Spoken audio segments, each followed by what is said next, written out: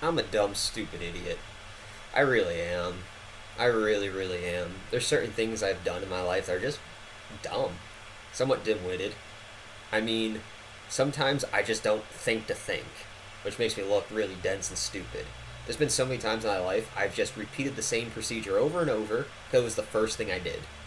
And then down the line, months, years later, I'm like, hey, maybe there's a better way. Oh, god damn it.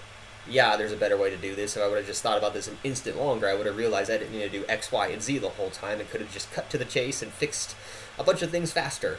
But I didn't think to think about it until it was too late. This has happened to me a lot. In fact, a lot of people talk to me like I'm stupid. In fact, a lot of people have told me that to my face, and I can see why, but at times they mistake things, other times I'm legitimately just dense. How can I be so smart and so stupid? Because in other ways I am smart. I have a good memory, I'm good at logic stuff. Give me a puzzle, I like to do it. I'm a quick thinker in a lot of ways when I actually think to think. I honestly need to remind myself all the time. Maybe you should think about things before you act. Just so you don't look so stupid. In my early years, I really struggled with this. First grade, oh my god, I was not equipped. I was not. I had to go to special reading courses. I had to go to speech therapy. I wouldn't interact with the kids. I was special. And the problem was, I was being judged like a fish not able to climb a tree. I had gifts, I did. It's just they went unnoticed. And I don't know who to blame. Society. Can't blame my teacher. They didn't have the awareness that they maybe have nowadays if they're still teaching. But yeah, they didn't let me swim. They didn't let me swim. I mean, if we rewind to the second day of first grade, where we had our first assignments, literally, my teacher handed out a stack of worksheets, and I just sat there. All the rest of the kids finished their worksheets and went and sat in the reading area to listen to my first grade teacher read The Winds and the Willows to them. Everyone in the class finished. Everyone. I did not even think to touch my worksheets. I mean, I was just, I'm just looking around the room thinking about things. It seemed pretty special. Pretty special. Like, I legitimately didn't look at my classmates and think maybe I should do my work like them. I just didn't. I just didn't think to think about it. I was thinking about my own thing. So, inevitably, the teacher starts getting on my case. Here's the catch. Here's the catch. That makes it a little awkward.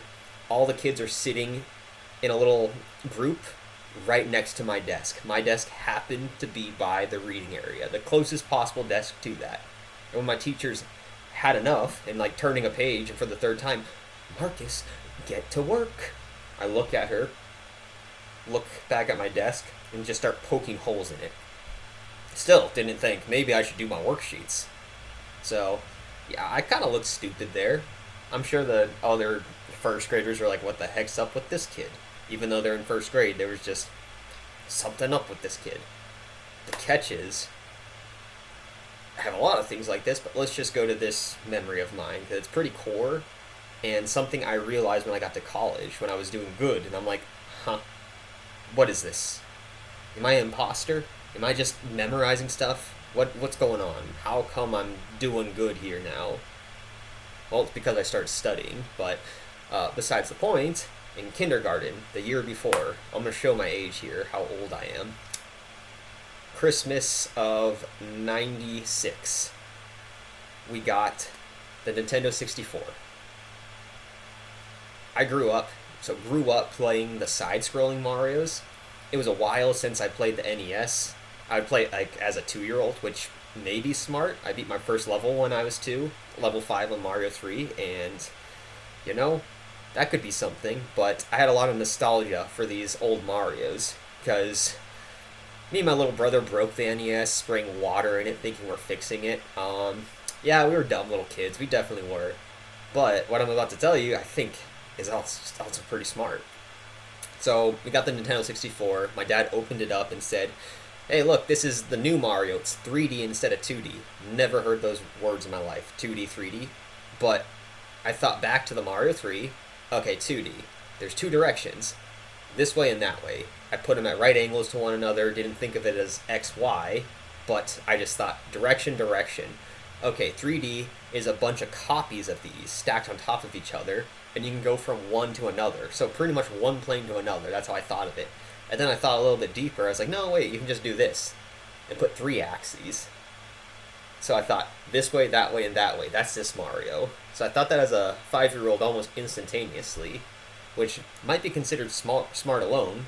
But then I thought, how the heck would you put a fourth one so that it's mutually orthogonal to the other ones? Not in those words, but I just understood it as this is the most convenient and natural way to think of the three dimensions. Three orthogonal axes. I was a Euclidean. That's what Euclid did. Right-handed orthonormal basis. Anyways, I just thought of it in terms of directions at right angles to one another without knowing the words. And I couldn't think of how to put a fourth one at a right angle. I wanted to think of it. It was a lot like thinking of a new color, where you're racking your brain and you're just not able to see it despite wanting to. Within about a minute, I decided, okay, diagonal makes sense. Just the symmetric way of going didn't feel right. Didn't feel quite right. I sat there for like a minute just like, this doesn't feel right, this doesn't feel right, this doesn't feel right. Oh my god, okay, it's not a new direction. Guess why? If I have these three directions and I step this way, then that way, equal distances, I end up on the diagonal. And that's what I thought. It just popped in my head. If you step equal distances each direction, you'll end up on the diagonal. It's not an independent direction. So that's the notion of linearly independence. I would say that's pretty smart for a little 5-year-old, but I mean, the following year, I struggled so much because I was so stupid in so many other things.